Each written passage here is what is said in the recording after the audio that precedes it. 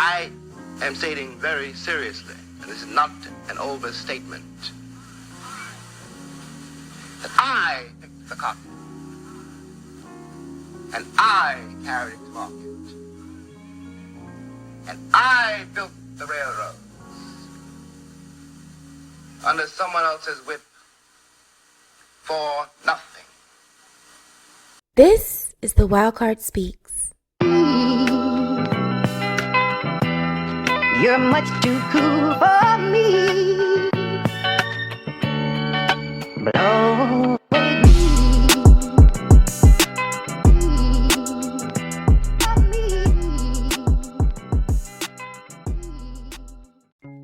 I'm Chris with a K. Welcome to the Wildcard Speaks, redefining the games you thought you knew. The original ideation of this podcast was to discuss the health and wellness side of sports and what it takes to make an athlete elite. Interviews with athletes, trainers, coaches, and even the moms of athletes, some sports news, and a little tea would set the tone of the show. That's still the goal. However, COVID happened, and right as I was premiering my second episode, the country very literally exploded with the murder of George Floyd. As it should. I'm not complaining at all. This movement is more than needed. It's necessary. In fact, I'm donating to Black Lives Matter, bail funds, and BEAM, a Black mental health organization, and I encourage you, those of you out there who can, to do the same. Even if it's just $20, every little bit counts. So, the reason I bring up the premise of the show is because my last few and only few episodes have been concerning the very important and very real civil and health issues facing the country. I'm someone who plans things out for a while before I do them, so you can imagine that this wasn't part of the plan. In fact, I have a previously scheduled interview in an upcoming episode that will take a bit of a turn from the pandemic and from the protests. I said a bit of a turn. That doesn't mean that it won't be mentioned or that I won't do future shows on those things. But for now, I can't be someone who would remain silent on these issues. So, this week's episode is another mini focusing on the social and political unrest we're experiencing across the U.S. I'll be back next week with a full episode and an interview with an ESPN analyst whose name some of you may recognize. But I'm keeping their identity close to the chest for now. Today, I want to dive a little deeper into one athlete in particular who has a history of speaking up and using his platform to combat social injustice aimed at the Black community. Lebron James. I stand for him. Let me count the ways. He stands up for what he believes in without letting it affect his game. He doesn't apologize to anyone for who he is, how he is, or what he says just because some bigot wants to cry about it. And he's a huge philanthropist. Blah, blah, blah. That word doesn't roll off the tongue quite easily. When I first started working on this episode, I was going to pose the question, do popular athletes have a responsibility to speak up on major social issues? But after I've been thinking about it and reading about it, I've come to the realization that no, they don't have a responsibility to do it, but they have every right to do it should they choose to, contrary to Fox News' Laura Ingraham's point of view. But only when it comes to Black voices, of course. And we should encourage them when they choose to do so. LeBron James has been seen with messages on his shoes, shirts, and social media calling out racial injustice, only breaking a sweat to play basketball. He does not use political correctness to back down in the face of questions many don't really want the answers to. And for that, I'm a stan. He recently tweeted about Bubba Wallace, the only Black NASCAR driver who found a noose hanging in his garage stall. This one-drop rule bullshit, Bubba is mixed, is thought to be a retaliation to NASCAR for banning the Confederate flag from the sport. Let me make this clear. Y'all lost. Get over it. He also recently retweeted a video post from Shannon Sharp of citizen Gary Chambers Jr. reading Connie Bernard of the East Baton Rouge School Board to filth. Absolute filth. It was beautiful. The yelling, the finger pointing, and subsequent walk-off gave my heart flutters. She had the audacity to be online shopping while the board was meeting to discuss issues revolving around the protests. There are so many people who are now and have been for a long while shouting about social change and aren't being heard. So when those that are heard and watched daily decide to take up a cause that will be on the right side of history, they should be celebrated because at least the message is getting out there. They shouldn't be canceled. In 2018, King James was told by the aforementioned major network news analyst, who, as part of her job as a journalist, is supposed to remain impartial, to shut up and dribble when speaking out about President Trump's ridiculousness. But in true King James fashion, he went bigger, publishing a 3-part series on Showtime that he called Shut Up and Dribble, because why not? In this series, he chronicles the rise of Black basketball stars and how they used their platform to speak up, or didn't in the case of Michael Jordan and Magic Johnson, about social injustice. The series highlights how Black athletes have been at the forefront of bringing this country out of the antiquated, highly racially charged, and ignorant dark ages of its inception. From creating a players' association that gave players free agency, protecting their negotiating rights after the merger of the NBA with the ABA, to steering the narrative away from the idea that Black players can't be marketed to white consumers. Athletes, and in this case, basketball players, have not only opened doors, they kicked them down. I seriously encourage anyone who hasn't watched it to please check it out. After Drew Brees doubled down on his feelings that kneeling in front of the flag is disrespectful, something I spoke about in my last episode, Ingram actually had the audacity to say that Brees has a right to his opinions and has value. As if LeBron doesn't. It's cool, my boy got it though. Without hesitation, LeBron posted a side-by-side video of her comments to him back in 2018 versus her comments regarding Brees, and called out not only her, but the systemic racism in this country. Again, beautiful. I'm not here for condemning other players or athletes who don't speak up, though it is my opinion that they should. I don't know their lives or the things they have to do to survive every day, not just monetarily. I am, however, very proud of this particular player and his willingness to stand up to injustice, while he simultaneously has made himself invaluable to the game of basketball. His skills dares anyone to let him go. I'm looking forward to seeing what he does for the movement and in the footsteps of Bill Russell and Oscar Robertson, kick down some doors.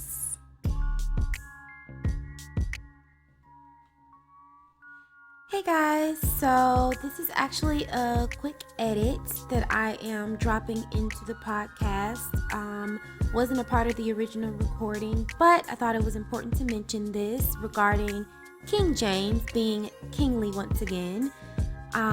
Just as I was editing the podcast and about to post it, I noticed on his page that, his Twitter page, that he has actually started a new organization, More Than a Vote, that's morethanavote.org, to help to stop voter suppression, which I think is absolutely amazing. It goes right in line with the point I was making before. Like, I'm just excited to see what else he does and, how he uses his platform to make some real changes. So, very proud of you, King. I absolutely love it. Keep going. By the way, I've already registered, and I encourage everyone out there listening to register as well. Once again, that's morethanavote.org.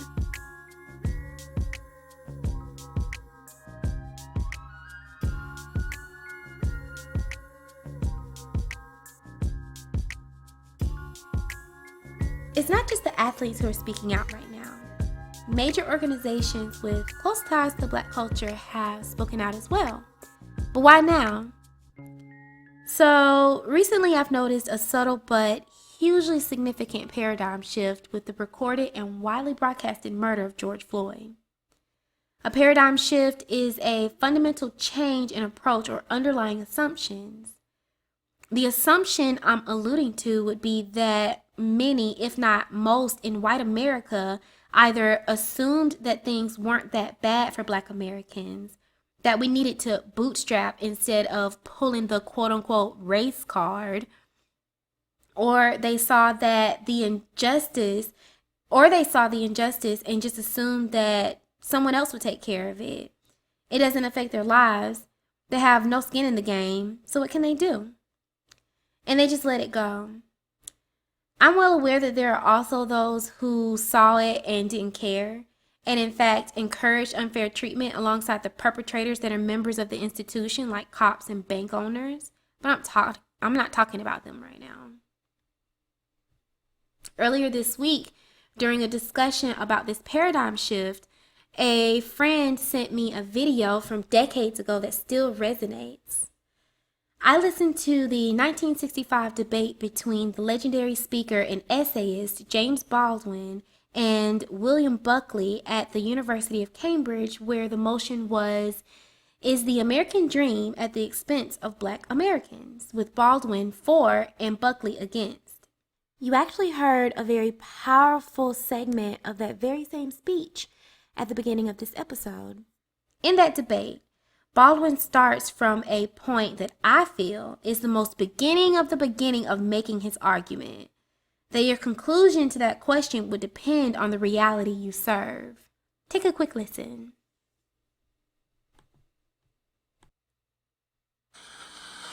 I find myself, not for the first time, in the position of a kind of Jeremiah. For example, I don't disagree with Mr. Burford that the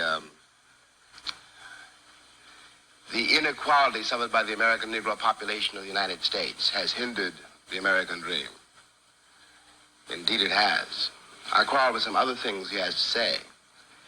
The other, deeper element of a certain awkwardness I feel has to do with one's point of view. I have to put it that way. One's sense, one's system of reality.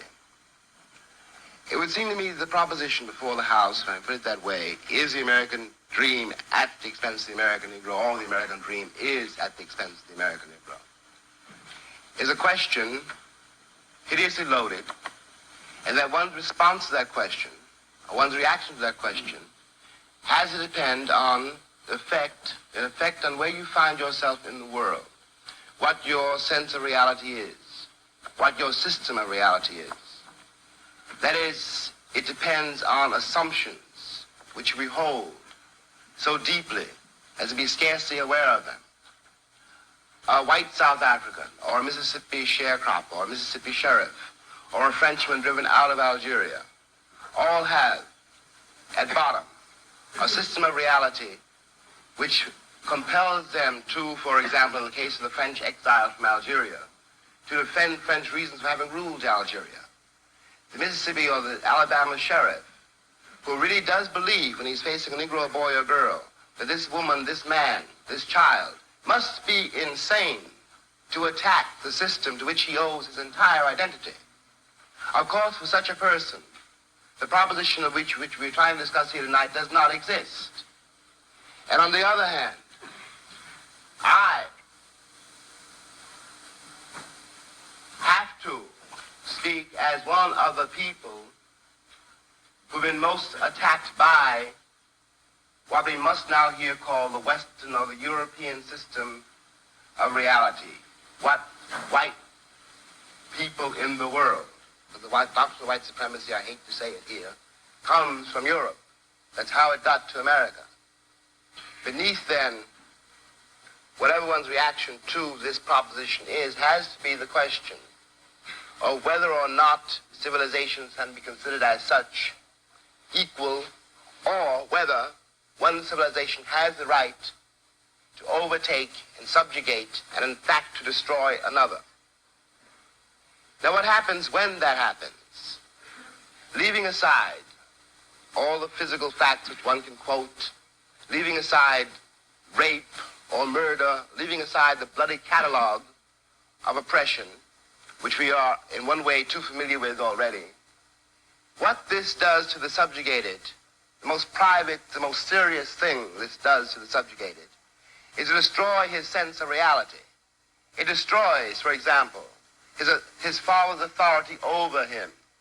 His father can no longer tell him anything because the past has disappeared, and his father has no power in the world.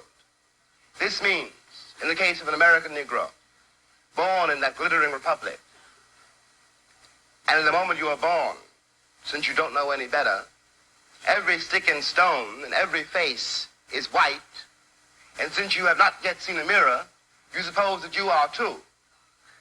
It comes as a great shock around the age of 5 or 6 or 7 to discover that the flag to which you have pledged allegiance, along with everybody else, has not pledged allegiance to you.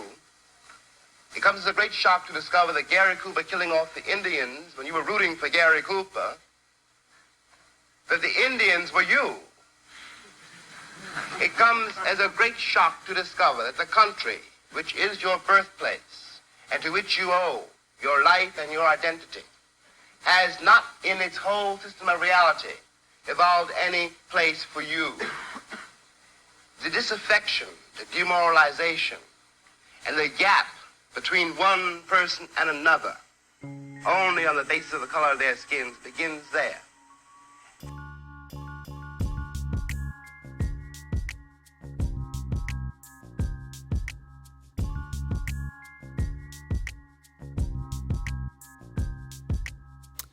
Did you ingest that? Does it feel warm in your belly, familiar to your spirit and to your soul? It did to me. It's definitely thoughts that I've had in the past, maybe not as well articulated as him. But Baldwin's point about reality, the reality that you serve, hit dead center on a paradigm shift I've noticed both on social platforms and in my personal life, which is they finally believe us. That's why now. White America can no longer accuse us of pulling the quote-unquote race card. That phrase itself is a microaggressive attack on our sense of reality, something that has long since been a weapon of choice for oppressors.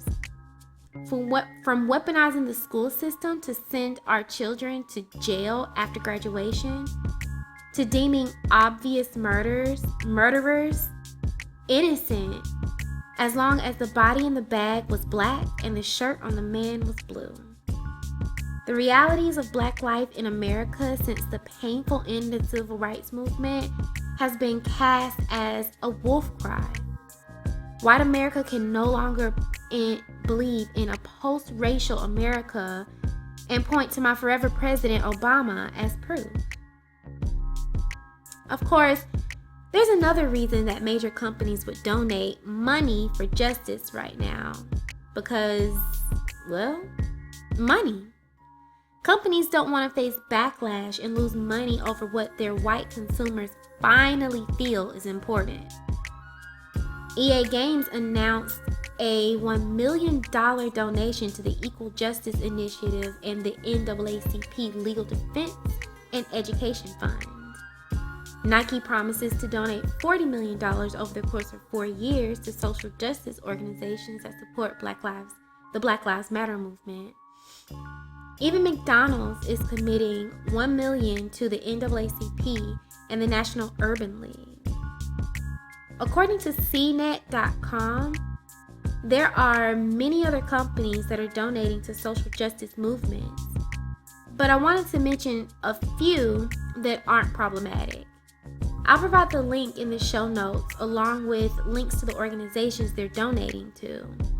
Please do your research to make sure you're not supporting a problematic company, and hopefully these companies will do more than write a check. Hopefully they will contribute to change in policies.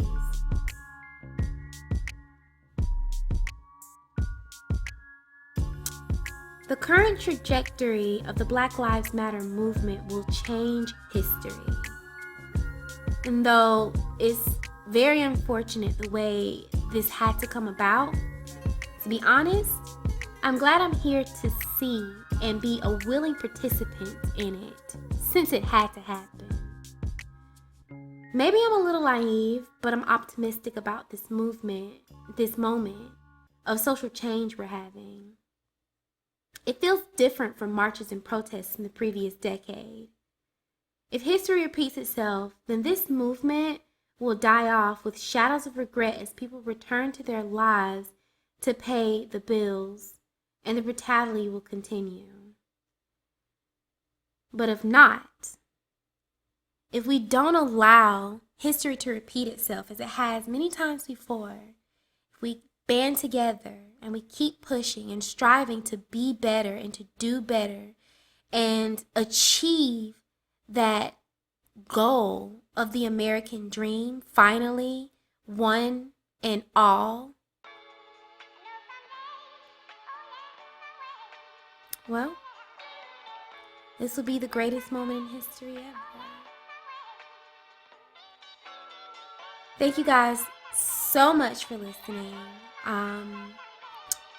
I will be back in about a week with another episode and my mystery guest from ESPN. I so appreciate them joining me. I almost gave it away a little bit. Thank you to everyone who liked, followed, and subscribed and shared. I appreciate that as well. Please stay tuned for my next episode. Thank you to NY Times for the music. This is a Zenletics Global production.